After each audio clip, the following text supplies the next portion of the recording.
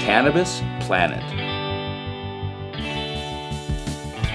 Providing food, fuel, fiber, medicine. Cannabis Planet. My name is Lester Grinspoon. I'm an associate professor of psychiatry emeritus at Harvard Medical School. I was doing the work that led to the publication Marijuana Reconsidered Medicine. I was increasingly aware of what an extraordinary medicine this is. It went out of the U.S. Pharmacopoeia in 1941. It wasn't just the Marijuana Tax Act, the first of the draconian legislation against marijuana, but as well because physicians had lost a lot of interest in it.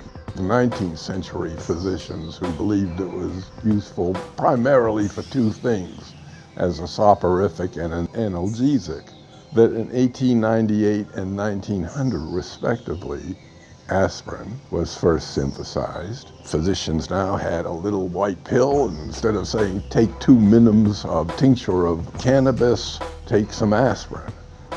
Much easier.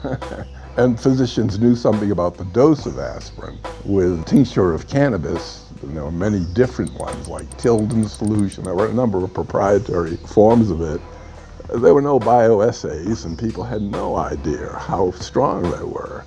Fortunately, one doesn't get into much trouble if you overprescribe it. It's underprescribing. There was a problem for them because with an oral medication, it takes about an hour and a half for the effect to come on. One of the amazing things is about this renaissance of marijuana as a medicine, we've not only replicated those uses that were well known to physicians at that time, but the number of things for which cannabis, the number of symptoms and syndromes for which cannabis is useful has expanded almost exponentially in the last few years. Modern day physicians, they've allowed themselves to become very ignorant, I was one of them, about this drug. Drug education is largely in the hands, sadly, of the drug companies. The first thing I discovered about cannabis, much to my surprise, was how remarkably non-toxic this substance was. You compare it to anything in the pharmacopoeia, toxicity, marijuana toxicity, drug X, this one always wins. Compare it to aspirin now. Everybody knows aspirin is a perfectly safe drug. You don't need a prescription. You don't need a physician to tell you how to use it. You can just go and buy it. But in fact, aspirin causes between 1,000 and 2,000 deaths in this country every year. And if you take the other NSAIDs, the non-steroidal anti-inflammatory drugs, it gets up to about 10,000. There's never been a death from marijuana reported anywhere in the world. It is remarkably non-toxic.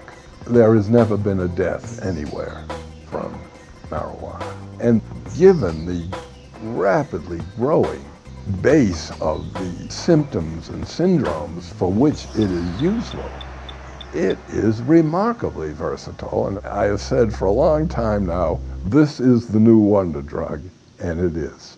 Join Cannabis Planet TV on Facebook. Together, we can end prohibition.